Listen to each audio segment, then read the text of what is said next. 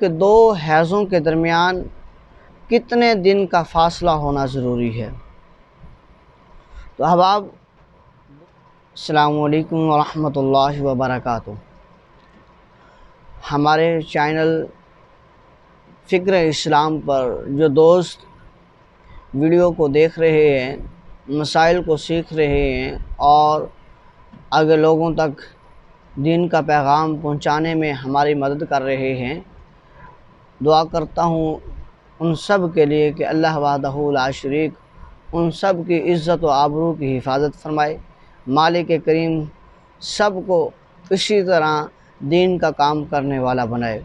احباب ذی وقار، ہمارا آج کا جو مسئلہ ہے وہ یہ ہے کہ دو حیضوں کے درمیان کتنے دن کا فاصلہ ہونا ضروری ہے۔ تو احباب دو حیضوں کے درمیان کم از کم پورے 15 دن کا فاصلہ ہونا ضروری ہے، اور یوں ہی نفاس و حیض کے درمیان بھی 15 دن کا فاصلہ ہونا ضروری ہے۔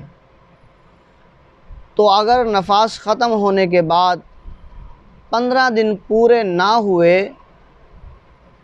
تو خون آ گیا، تو اس کو پھر جو ہے وہ نہ تو حیض کہیں گے نہ تو نفاس کہیں گے، بلکہ اسے استحاضہ کہیں گے کہ یہ خون نہ حیض کا ہے، یہ خون نہ نفاس کا ہے، بلکہ یہ خون استحاضہ کا ہے۔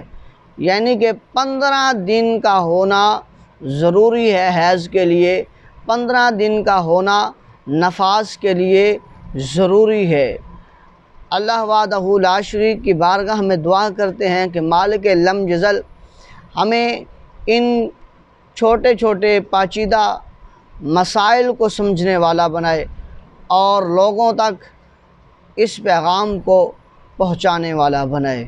واللہ عالم بالصواب۔